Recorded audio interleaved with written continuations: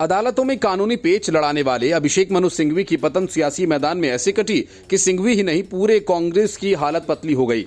सिंघवी की हार के साथ ही हिमाचल प्रदेश की सरकार दांव पर लग गई है। 43 विधायकों वाली पार्टी को जब 25 विधायकों वाली पार्टी के हाथों हार का सामना करना पड़ता है तो ऐसा ही होता है, और जहां मामला कांग्रेस का हो तो उससे भी हाल बुरा हो जाता है। भाजपा के हर्ष महाजन ने अभिषेक मनु सिंघवी को हरा दिया। बड़ी बात यह कि दोनों ही उम्मीदवारों को 34-34 वोट्स मिले, लेकिन सिंघवी की किस्मत ऐसी खराब कि आमतौर पर जिसके नाम की लॉटरी निकलती है वह जीत जाता है, लेकिन यहां जिसके नाम की पर्ची निकलती है वही हारता है। कांग्रेस विधायकों की क्रॉस वोटिंग के चलते भाजपा ने यह चुनाव जीत लिया। कांग्रेस प्रत्याशी अभिषेक मनु सिंघवी ने नतीजे आने के बाद कहा कि मेरे नाम का प्रस्ताव करने वाले भी खिलाफ चले गए। अभिषेक मनु सिंघवी ने कहा कि मैं हर्ष महाजन को बधाई देता हूं, वे जीत गए, वे मेरी बधाई के पात्र हैं। मैं उनकी पार्टी से कहना चाहूंगा, आत्मनिरीक्षण करें और सोचें कब एक 25 सदस्यीय पार्टी पर 43 सदस्यीय पार्टी के खिलाफ उम्मीदवार खड़ा करती है। बस एक ही संदेश है, हम बेशर्मी से वो काम करेंगे जिसकी कानून अनुमति नहीं देता।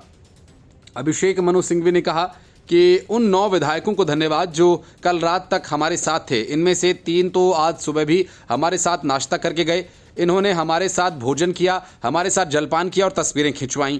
हमने इस हार से बड़ा सबक लिया। पाला बदलने वाले विधायकों को एक बार अपने गिरेबान में झांक कर देखना चाहिए। सुखविंदर सिंह सुक्खू ने कहा कि जो लोग शाम तक कस्में खाते रहे, सुबह तक फिर कस्में खाते रहे, लेकिन बाद में अपना ईमान ही बेच दिया। सुक्खू ने बताया कि 9 सदस्यों ने क्रॉस वोटिंग की है। इनमें 3 निर्दलीय हैं जिनके बारे में कुछ नहीं कहना चाहूंगा, लेकिन जिन 6 विधायकों ने अपना ईमान बेचा वे तो कांग्रेस के टिकट पर आए थे। उन्होंने तो भाजपा उम्मीदवारों को हराया था।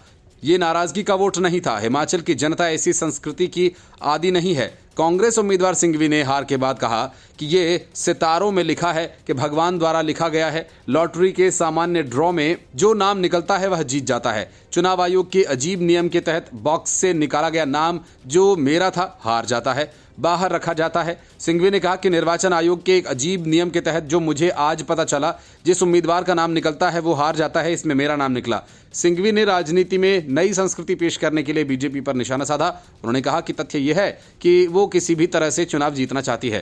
उन्होंने कहा लेकिन इस चुनाव ने मुझे एक सबक सिखाया, लोग रातों रात अपने सिद्धांतों और विचारधाराओं को कैसे बदल सकते हैं। सिंघवी ने कहा कि इन विधायकों ने नमक हलाली के स्थान पर नमक हरामी की है।